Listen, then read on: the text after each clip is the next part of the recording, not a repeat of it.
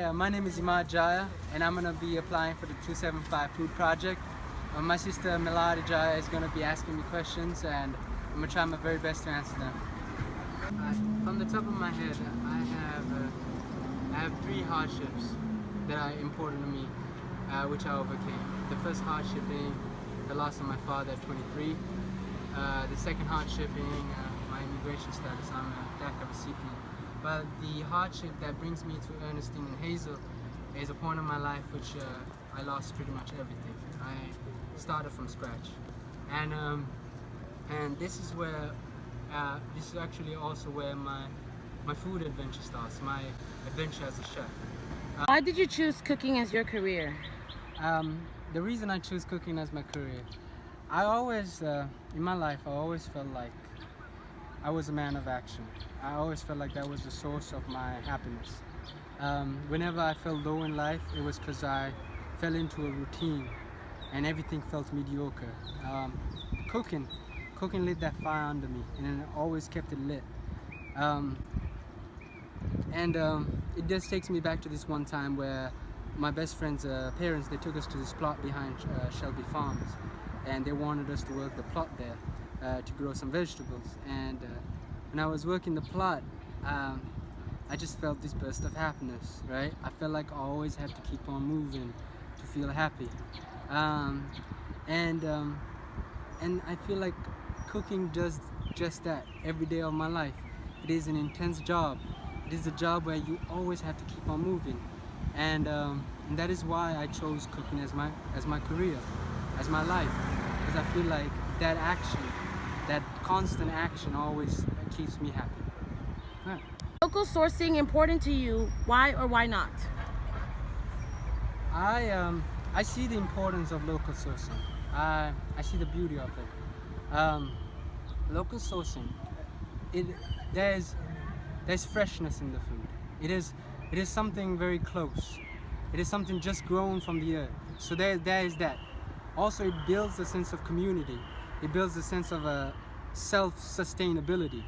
It is that Memphis takes care of Memphis. So I do see the importance of it, and I do see the beauty of it. And I would like to include local sourcing in my future endeavors. Do you see food as a social justice issue? Please explain. Yes, I do see food as a social justice issue. I think food opens up your mind just as music would. When you listen to music, and music is good, it could come from anybody. It could come from any race. It could be jazz, it could be soul, it could be rock, but you appreciate it because it is that common human identity that we share. Food has that same effect. Good food is good to most humans. Doesn't matter where it comes from. It could come from a different culture, but you respect that humanity, that identity, and you share that with them. So for example, you could go to an Indian restaurant, you could go to an Argentinian restaurant. That food is still good to you because we share that human bond. We share that sense. When you have your own kitchen, how will you build culture? I have been in the industry for a long time. It is a very intense job. It is a very intense industry. It is what I love about the industry. Now, if I have my own kitchen, the culture I would build is that of respect and that of teamwork. When I got hired at McEwen's, I told Chef Keith Bandit this. My leadership, I'm like the back of a train, right? I push from behind, meaning that I feel like that we have an objective, that we as a kitchen have a common objective, that is to feed customers, that is to provide a great experience, right? And that we all work together to provide that experience. And that is the culture that I want to build. I want to build that one of teamwork, right? Memphis, number one, represents home to me. I've been here since the age of 9, and I've been here most of my adult life. I'm 28 now.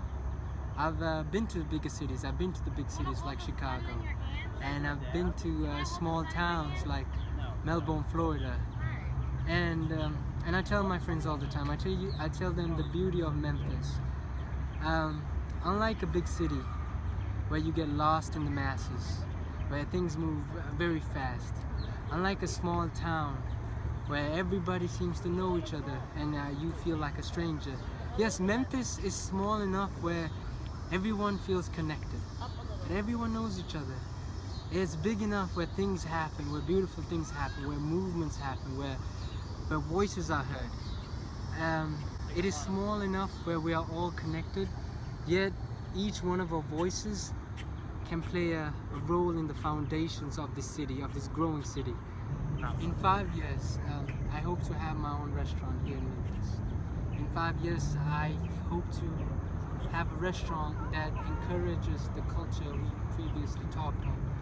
Have a culture of support, a culture where we see an objective and we together want to fulfill that objective. I want to build a restaurant that has openness. When I made my project, the Barbarossa Brothers, it was named after some pirates. We wanted you to explore the world through food, but we wanted to present to you in a fashion that was very close to home. Here. The fellowship would mean everything for my career.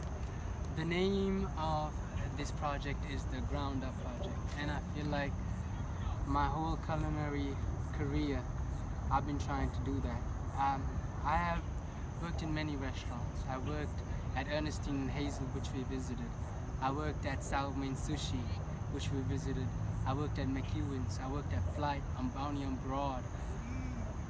Each kitchen I worked in, I wanted to engulf that culture. I wanted to learn as much as I could.